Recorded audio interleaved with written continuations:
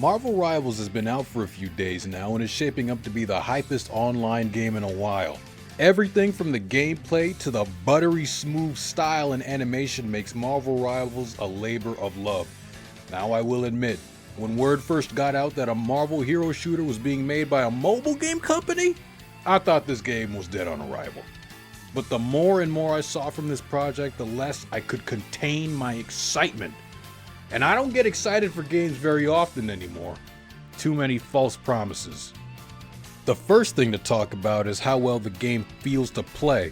Everything you do feels responsive, with a few exceptions, but that could just be my fault. Sometimes I'll try and activate Cap's shield and it just won't come out occasionally. Not only that, but characters that run feel like they're moving using a keyboard with WASD movement on a controller. It doesn't feel great.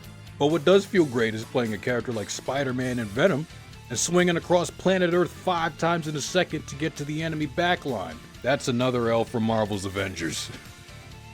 The art style for this game is absolutely beautiful, with a cel-shaded visual combined with 2D animations. The game looks amazing and the team knows it too, because they don't let you go 2 minutes without making you appreciate the level of care that went into the animations. I mean, from the MVP to starting and finishing a match, there's just so much flair that goes into everything.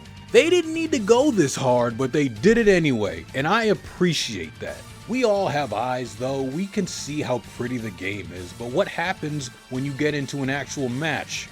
Well, if you've played Overwatch, this game feels like putting on a fresh glove.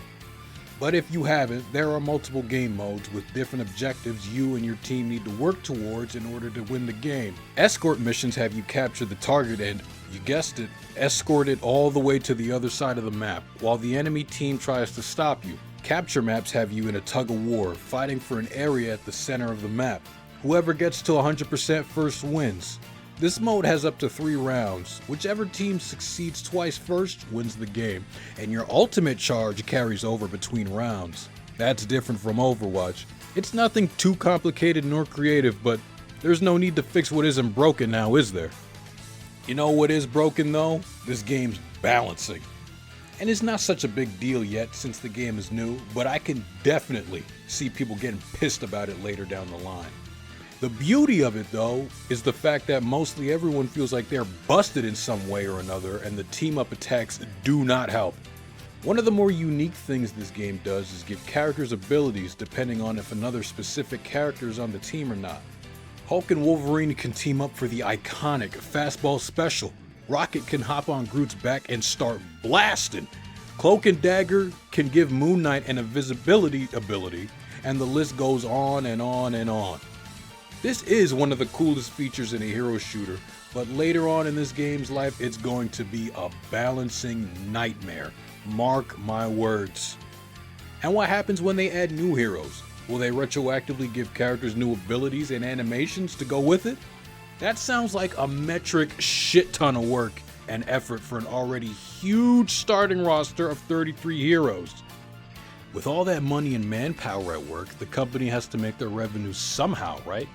The game doesn't have a whole lot of cosmetics at the moment, but you can earn in-game currency through playing the very game, but very slowly.